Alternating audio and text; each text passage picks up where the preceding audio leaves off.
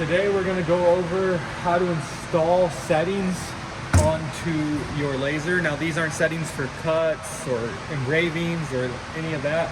These are going to be settings that basically control the laser. It's going to be like takeoff speeds and corner radius speeds and all that stuff, homing position, homing, all kinds of stuff. So the first thing that's going to happen is, if you need settings, it's more than likely you have a bad PLC and you got a new one, or you went into the ZU button and you pressed set factory para or set default para and you reset it and it wiped all your settings that came with the laser.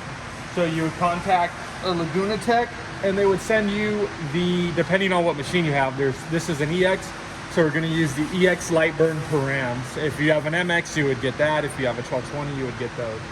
So customers always try to open this and tell me that they can't open it. You're not going to open this. You're just going to download it. And once we got it downloaded, perfect, we're going to come over here into Lightburn. Now that we're in Lightburn, we're going to go to Edit.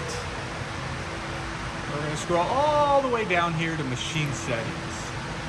Going to read the settings, and what we're going to do here is we're going to click read just to double check, even though it already read it. And what we're going to do is we're going to click load from file, and we are going to go to my downloads where I just downloaded it. You see EXLB param set. I'm going to click open. Okay, reading controller settings, boom. I'm going to click write. Controller settings written successfully. I'm going to press OK, but we're not done here. Sometimes not everything transfers properly. Sometimes it tries to home in the wrong position. We need to home to the back right over here. So I'm going to press reset and I'm going to see where it homes.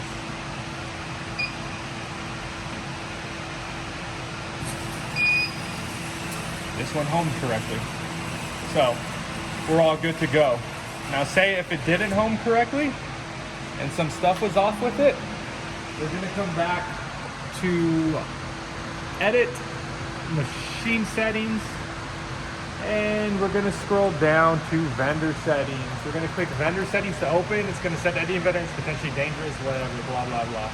We're going to come, so if it's homing towards the front of the machine in the Y-axis, we're going to come over to Y-axis settings, and we are going to change the directional polarity, right? Now ours is false, so it's good.